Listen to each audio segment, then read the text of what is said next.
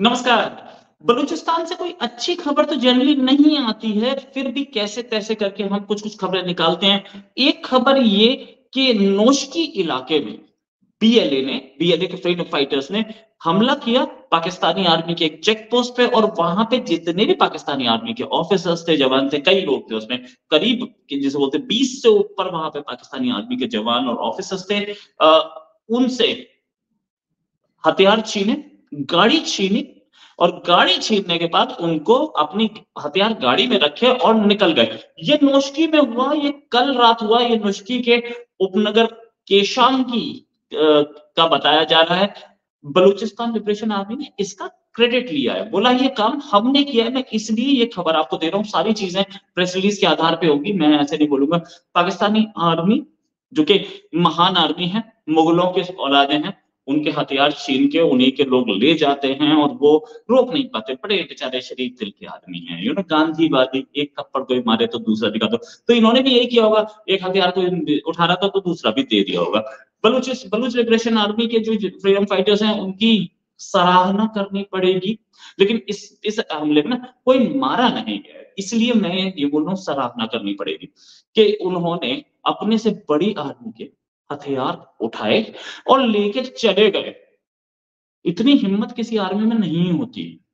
Pakistani army तो 71 में तो बिल्कुल नहीं दिखाई थी, ना पाकिस्तानी आर्मी ने ये दिखाई थी। करगिल में हालाँकि पाकिस्तानी आर्मी जो है उसका जो वो चलती दूसरे पे है। वो बोलती है मेरा जवान जिहाद करेगा और वो भूखा प्यासा लड़ेगा और जो पैसा आएगा वो आर्मी के ऑफिसर्स खाएँगे। चलो इस पे भी मैं बात करता हूँ। अच्छा, ये हथियारबंद जवान जो रात में आए थे, उन्होंने रात में स्टेशन पे हमला किया था, मतलब वो एक छावनी पे अटैक किया था और छावनी क्या मतलब एक चेक पोस्ट था, उस पे अटैक किया था।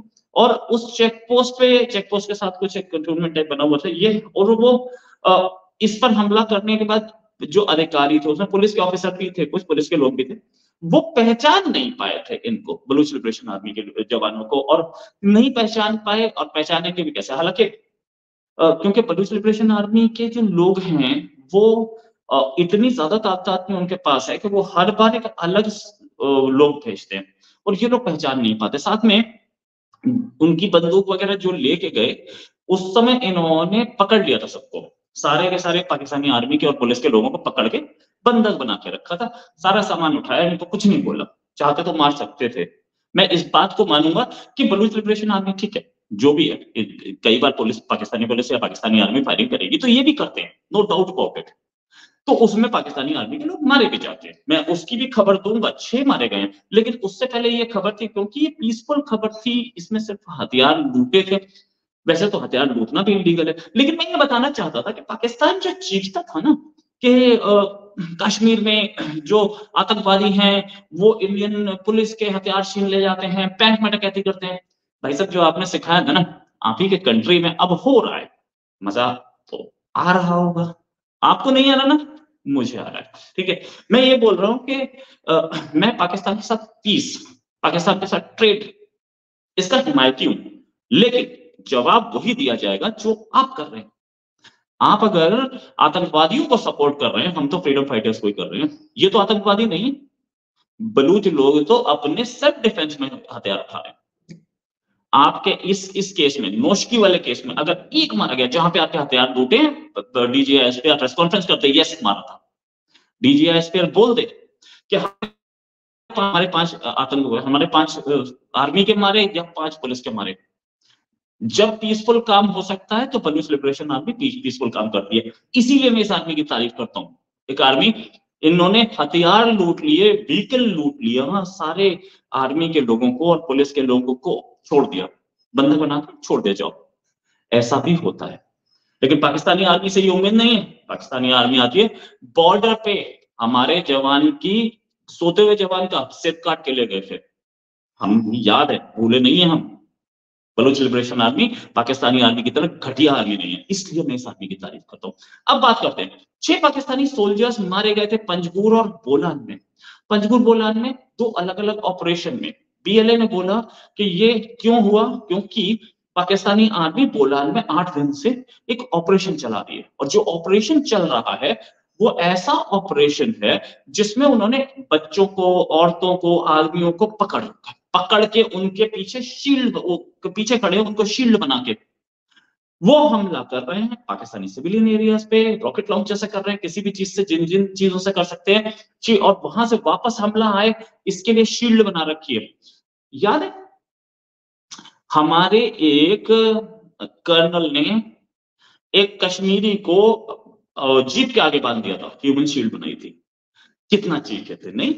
अब यहां क्या हो रहा है, और कश्मीरियों को भी मैं चाहूंगा देखें कि हमारे तो एक आदमी ने पत्थरबाजों से शील्ड बनाई थी और कुछ नहीं किया, उसको छोड़ दिया, वो आज भी जिंदा है, सिर्फ अपने आप को बचाने के लिए, और जिन लोगों को भीड़ चिंता चलाने जा रही थी उनको बचाने के लिए ह्यूमन शील्ड बनाई थी।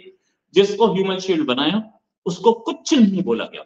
यहां देखिए क्या हो रहा है, यहाँ ह्यूमन शील्ड बना रहे हैं, उनको गोली भी मार रहे हैं, सामने भी गोली मार रहे हैं, लोगों को मारा जा रहा है। एक आदमी, हमारे कर्नल गोगोई थे, एक आदमी को कुछ बोला हो या उस ऑपरेशन में एक आदमी को गोली लगी हो, मरना तो बहुत दूर की बात है, एक आदमी को गोली लगी हो तो कश्मीरी आके मुझे बता दे, मैं तैयार हूं, मैं अपनी जान दूंगा, आप लोगों के सामने जितनी गोली मारनी मार देना।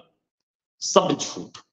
अच्छा, बलूचिस्तान लिबरेशन आर्मी ने बोला कि क्योंकि आप हमारे ऊपर एट्रोसिटीज कर रहे हैं, इसलिए पाकिस्तानी आर्मी को बोला, इसलिए हमने ये आपके 6 लोग मारे। क्यों मारे 6 लोग? क्योंकि एट्रोसिटीज कर रहे थे, मतलब हमारे लोगों को मार रहे थे, हमारे लोगों को उठा के ले जा रहे हैं। अभी कल एक वीडियो अवेलेबल है, कल का, वो वीडियो मैं नहीं चलाना चाहता।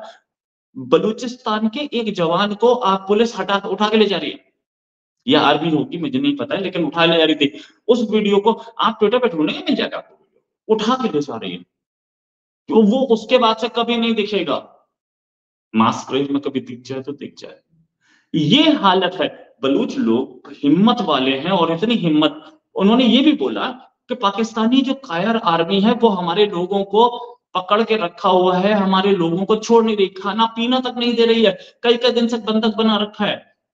इनह्यूमन जो ये काम करते हैं ना, मुझे ये सब पसंद नहीं है। खैर, पसंद किसी को नहीं होता, लेकिन पाकिस्तानी आर्मी थोड़े मॉरल्स ना दिखाए ना। कश्मीर सबसे बड़ी प्रिजन है, ये प्रिजन है, जेल सबसे बड़ी ये है। मैं चाहता हूं कि पाकिस्तान से रिलेशंस बेटर हो, और मैं 50 बार बोलता हूं, लेकिन तुम जो काम करोगे प्राइम मिनिस्टर मोदी ने भी बोला, रिलेशन पाकिस्तान से अच्छी करना चाहते हैं, इसीलिए तो साड़ी लेके गए थे, या कोई और रीजन था। लेकिन जब साड़ी लेके गए थे उससे पहले का उनका स्टेटमेंट, प्राइम मिनिस्टर बनने से पहले का, कि पाकिस्तान को उसी की भाषा में जवाब देना चाहिए, तो उसी भाषा में मैं जवाब दे रहा हूं। प्राइम मिनिस्टर मोदी मुझे पसंद है, इसलिए मैं बोल रहा हूं। अच्छा, ये भी कि बीएलए ने ये भी बोला कि एक बीएलए ने स्नाइपर अटैक किया, स्नाइपर अटैक एक ऑटोमेटिक वेपन से किया, और जो कि वेपन ने 3 एनिमी पर्सनल्स को मारा और कईयों को इंजर किया। ये गोलान वाला भी ऑपरेशन है।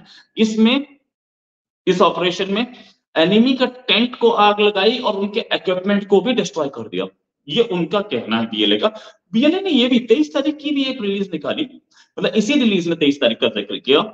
ये बोला कि गार्ड जो ऑक्यूपाइंग आर्मी के थे, यानी कि पाकिस्तानी आर्मी के थे, वो रुखशान रिवर, बकरा मंडी, पंचकूर में, इन पर 23 तारीख को इन्होंने हमला किया था बीएलए ने, और उसमें कईयों को मारा, ताकि ये लोग हमारे कंट्री पे कब्जा ना करें। बलूच लिबरेशन आर्मी का कहना है, मेरा कहना नहीं है, मैं सिर्फ प्रेस रिलीज पढ़ के बता रहा हूं।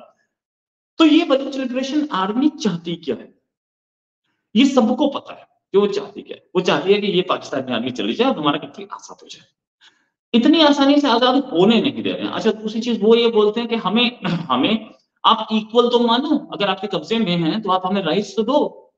ये वो भी नहीं कर रहे। ये गैस भी निकाल रहे हैं, ये सुई से गैस निकाल के एक पैसा नहीं देते। वहां ऊंटों पे लिटरली स्कूल चल रहे हैं बलूचिस्तान में, और ये कहते हैं कि नहीं नहीं, हम तो भाई लोग हैं। बलूच ऐसा मानते नहीं है कि भाई लोग हैं। अच्छा, बलूच छोड़िए, खैबर पख्तूनख्वा का इनको भाई मानता है। आज ही की खबर बताता हूं आपको, खैबर पख्तूनख्वा में कि बन्नू में एक पुलिस ऑफिसर को किसी ने गोली मार दी। ये आतंकवादी घटना नहीं है, बस ये आतंकवादी घटना नहीं है। मैं फिर बोलूंगा, गोली मारी गई, क्यों मारी गई? क्योंकि लोग वहां के, खैबर पख्तूनख्वा के, जो कि अपने आप को पठान मानते हैं, वो पाकिस्तान के साथ ही नहीं, वो कहते तुम भागो वहां से, हम पठान अलग हैं।